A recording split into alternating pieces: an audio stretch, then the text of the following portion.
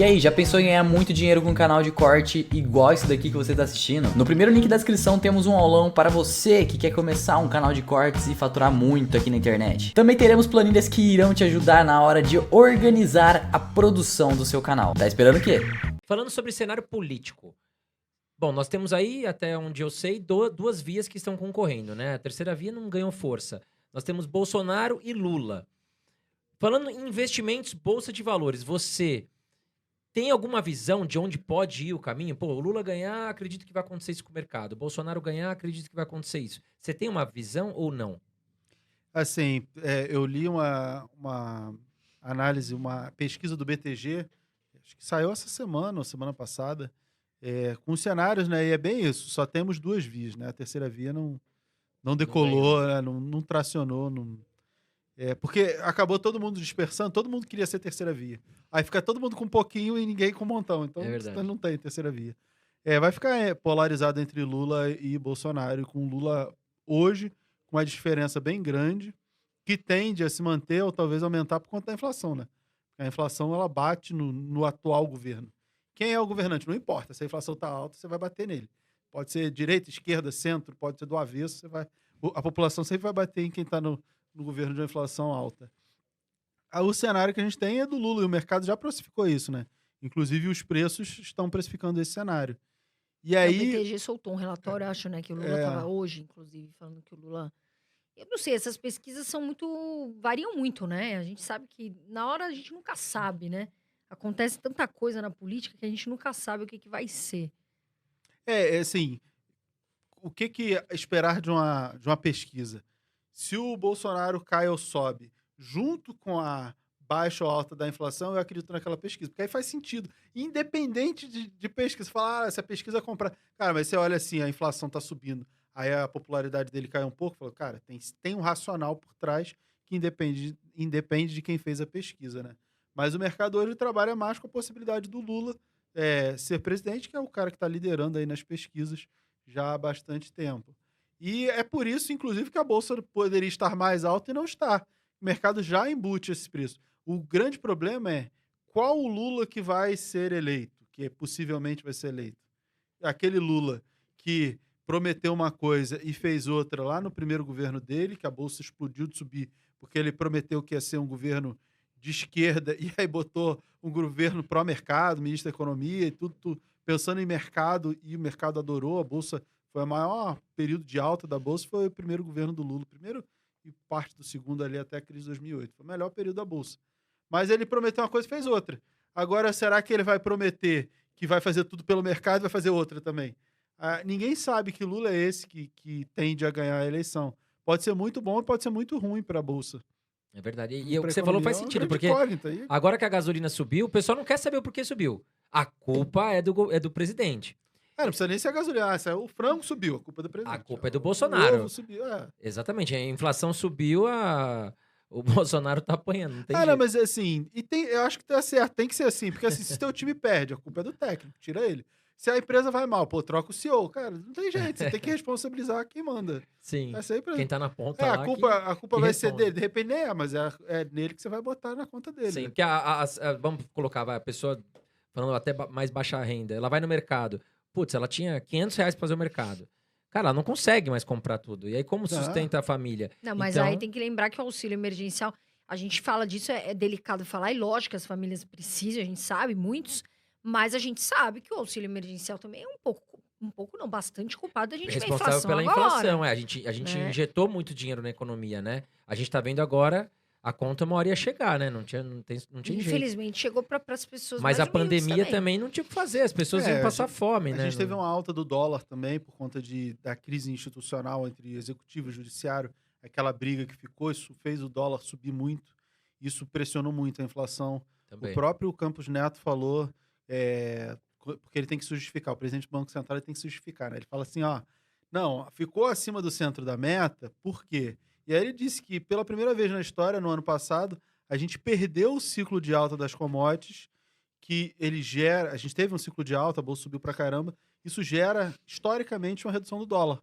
E pela primeira vez na história, o dólar subiu. Por quê? Justamente por conta dessa briga do executivo com o judiciário, ficou essa briguinha, o dólar subiu, investidor estrangeiro com medo. Isso pressionou muito a inflação também. Então, é um conjunto de fatores. Aí, agora que sobe Selic, tende a dar uma acalmada na inflação, vem a guerra.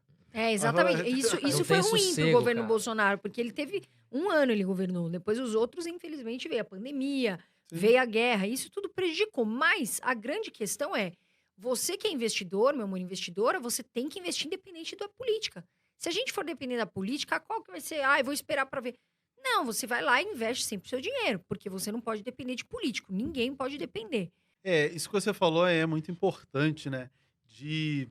Você tem que, independente da política, e aí muitas vezes as pessoas investem de forma polarizada, e aí você pensa assim, não, você está investindo para que prazo? Não, eu estou investindo para aposentadoria daqui a 40 anos. Então, você está preocupado com o presidente daqui a 40 anos, né? Não, eu não tenho como saber. Eu falo, não, então por que você está discutindo política agora, se o seu investimento é para daqui a 40 anos, e você não sabe nem quem vai ser, de repente, o presidente daqui a 40 anos nem nasceu. De repente, ainda vai nascer. A pessoa que ainda vai nascer. E aí, você está direcionando o seu investimento e se preocupando com algo que não faz sentido.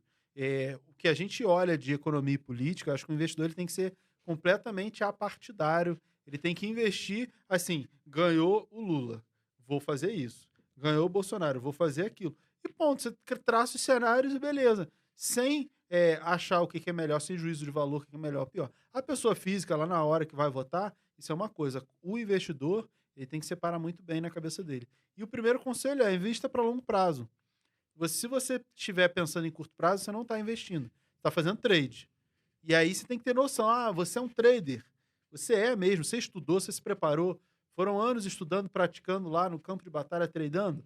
Não foi. Então acho que você tem que pensar em investimento. Ou então se preparar para fazer trade. Para tudo, bota lá no CDB de liquidez diária e se prepara para ser trader. Aí, beleza. Aí o curto prazo faz sentido para você. O que é curto prazo para você, Miri? O que é longo prazo? Para as pessoas entenderem. Curto prazo, 1 semana, 1 mês, 1 ano, 2 anos, curto prazo. De 2 a 5 anos, médio prazo. De 5 a 10 anos, principalmente 10 anos, aí a gente já está falando de longo prazo. Tá? Não, mas eu vou comprar porque a ação que vai subir agora, curto prazo.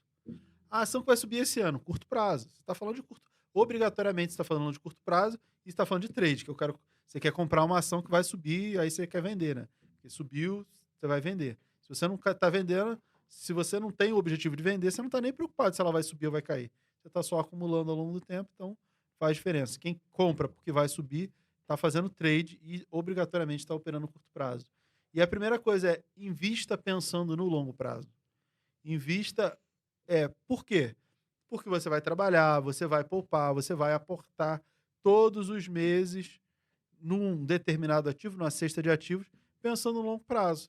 Isso vai te tranquilizar, vai fazer você pensar em ativos mais resilientes, que tendem a se mexer menos, e você vai receber dividendos, e vai reinvestir, e vai fazer a sua carteira crescer.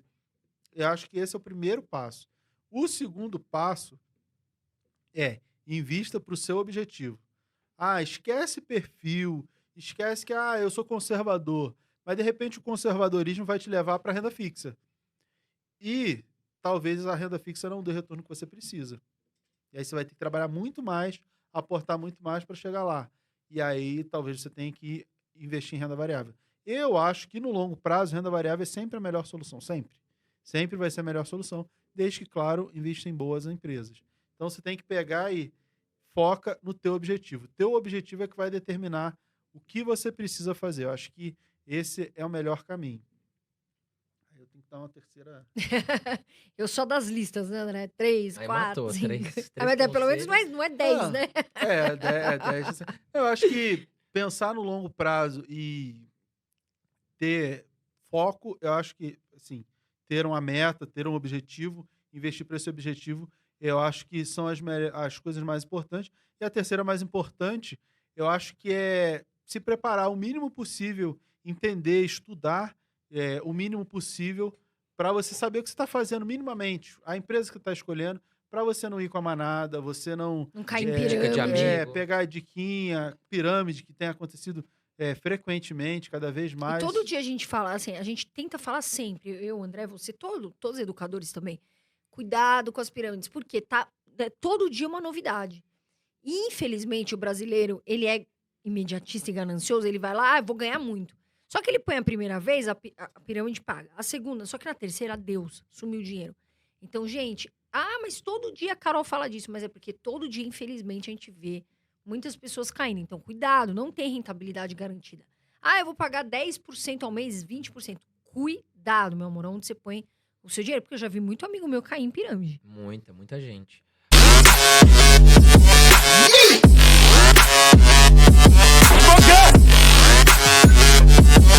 Yeah.